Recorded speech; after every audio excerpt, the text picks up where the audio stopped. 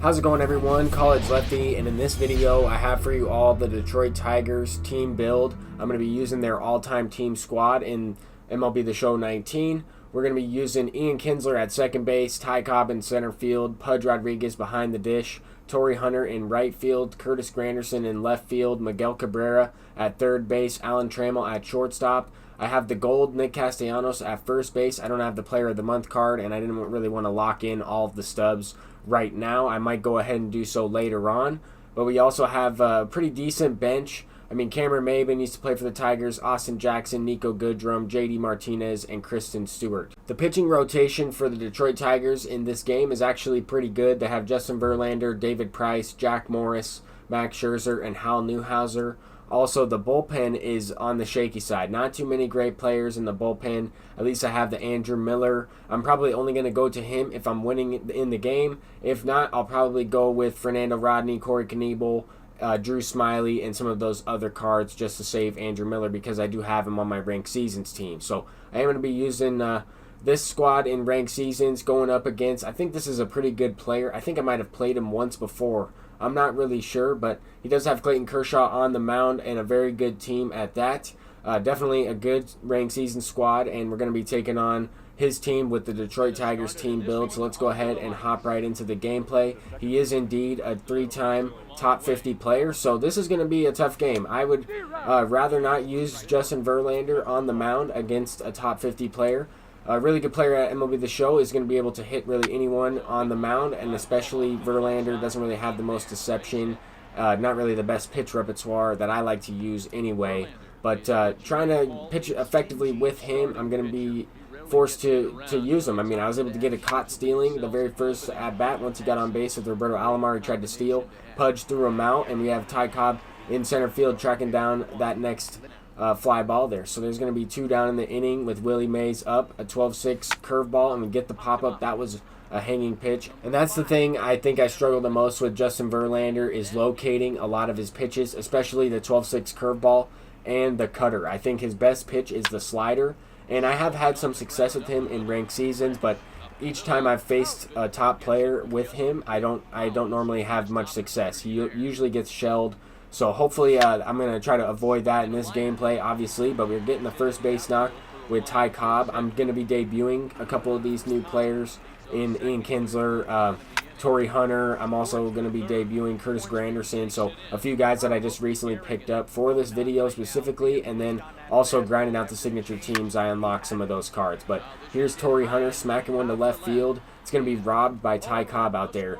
I thought I got that one, but Ty Cobb is able to track it down, and this is actually the first game that I'm playing after the patch. I mean, we just recently had a patch 1.21 where they took out home runs per 9. I'm curious to see how the game is going to play. At the same time, I don't want to rely too much on one game as well as using a team build that I haven't yet used, but this opponent was able to get something going. He was able to score on a jam base hit, infield base hit from Rogers Hornsby. Unfortunately, Nick Castellanos was unable to make the play there.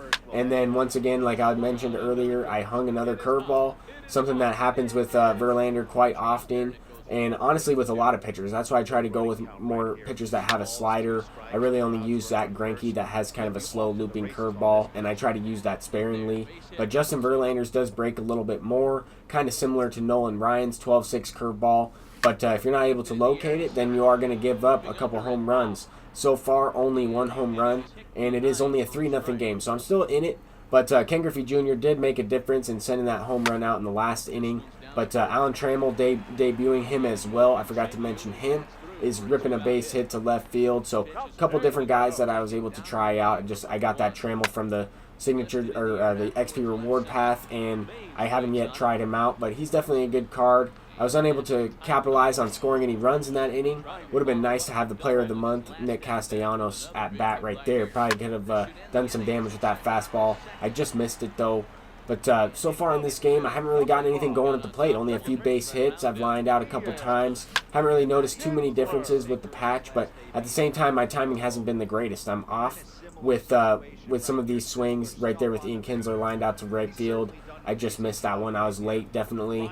And with Ty Cobb, I don't really know where I missed this one. I felt like I moved the PCI with the ball, went the other way with it really well, and the ball stayed in the yard. I saw the same type of angle right there. If I would have went into slow motion, you could see the ball stay in the yard. I don't really know what he got on his screen, but just something to keep in mind when they say that home runs per nine might not be in the game anymore. I have no idea.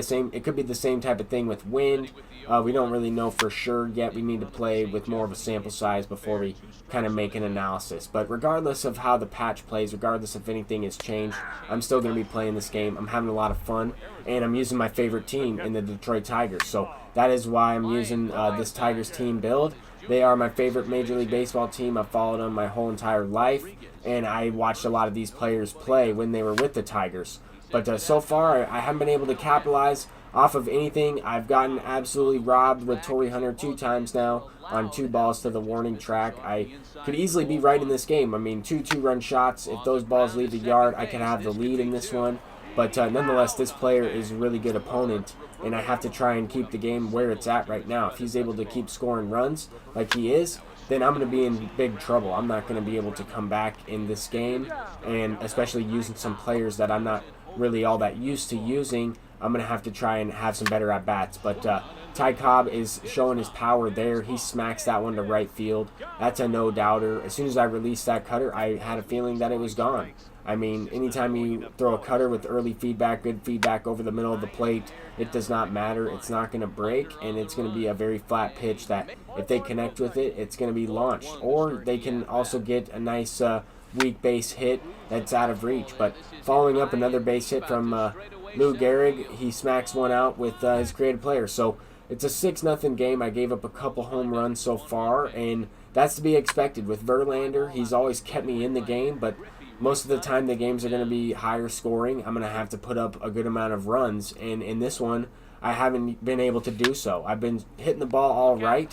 At times I've had some bad swings, but at the same time I've been lining up the ball and lining out as well. So far in this one, nothing really doing at the plate. The Detroit Tigers are getting smacked, which they are used to. They're used to getting smacked around a little bit. I mean, this season they are one of the worst teams in the majors, and for the majority of my life they've been a pretty awful team. But some success in 2006, 2012, stuff like that. I definitely have kept up with the Tigers and some of the changes that they've made in their general managing and stuff like that throughout their system. And they have a bright future. I mean, they got some good young players. Unfortunately, they're not signature series players in the game yet, and we don't really have too many flashbacks. And I guess what I mean by flashbacks are legends that aren't really in the game, like Maglio or Ordonez, players like that. There's not that many for the Tigers anyway, but it'd be nice to have a couple of players that used to play, Carlos Guillen, Bobby Higginson, guys like that, Jeremy Bonderman, different players. I know they wouldn't be the greatest players, and they wouldn't have signature series cards. You guys might not even know who those players are unless you're a fan of the Tigers. But so far in this one, I mean, as you guys can see, I've had some bad at-bats. I've struck out a couple times. I had JD Martinez in off the bench, struck out with him. I'm trying to get a pitch to hit. I swung at one that was in the dirt, the very first pitch of this at-bat. I was looking for a fastball, and it just threw me off. But finally got something. I was sitting on it and smacked it to left field. Ty Cobb tracks that one down. Ian Kinsler kept off the board. Pretty much a lot of these guys that I just recently got kept off the board. Only a couple hits in this one, but probably the guy that has done the most damage has been Ty Cobb for both teams so far in this one. I know the opponent also has a couple home runs with some other guys, but so far I think the player of the game is Ty Cobb. I mean, he has a couple amazing plays in left field for the opponent, robbing Torrey Hunter, who has probably been the best player for me since of these new cards that I've tried out so far, like of Curtis Granderson, Ian Kinsler, and Torrey Hunter has hit the ball well, just hasn't got rewarded. But we brought in Drew Smiley, the gold version. I was able to get a couple outs in the inning, and Ty Cobb almost makes another great play, diving play in center field, but I missed it. That's going to result in a triple. Definitely a tough play. Might have been able to just catch that one regularly, but nonetheless, I went for the dive and resulted in a triple. He pinch hit Jason Giambi for his pitcher. I had to go to a different reliever in Corey Knebel, a player that didn't really play much for Detroit, but he was in their system at some time, and I went ahead and used him. They don't really have the best bullpen options for the Tigers in this game, so I figured I could go with what I go with what I have and go from there. But I didn't really want to use Andrew Miller up until this point because I'm losing 7-0. I mean, there's no point in using him. If I was winning the game, then of course I would. But I'm going to get robbed once again. Ken Griffey Jr. is throwing that one out to first base. He throws out Pudge. So pretty crazy play. That's happened to me a couple times in this year's game. It was also a late swing, as you guys could see there. But a late good swing. So I don't really know how much of that feedback I pay attention to. I try to take from it what I can. But at the same time, sometimes it doesn't really make a whole lot of sense to me.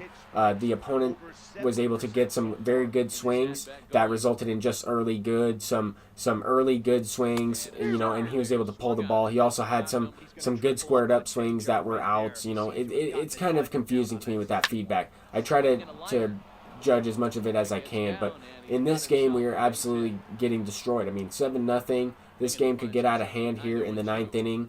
I do have Andrew Miller to go to just in case, but Fernando Rodney is in the game now. He gives up a 2-run shot to Ty Cobb. Ty Cobb has absolutely killed me in this game. Now it's a 9-0 ball game, and we only have one down in the inning.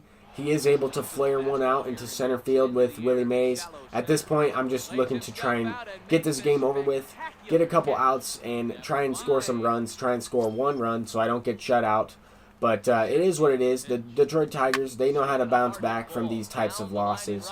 And they'll respond in the next video when I'm trying to do another Tigers team build. I might go ahead and upgrade the team with that Nick Castellanos.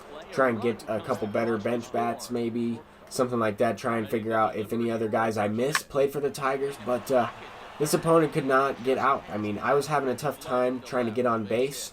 This opponent was having the opposite. He was able to get on base with anything, and that's the way it is. Sometimes using some lower tier players, that's going to happen.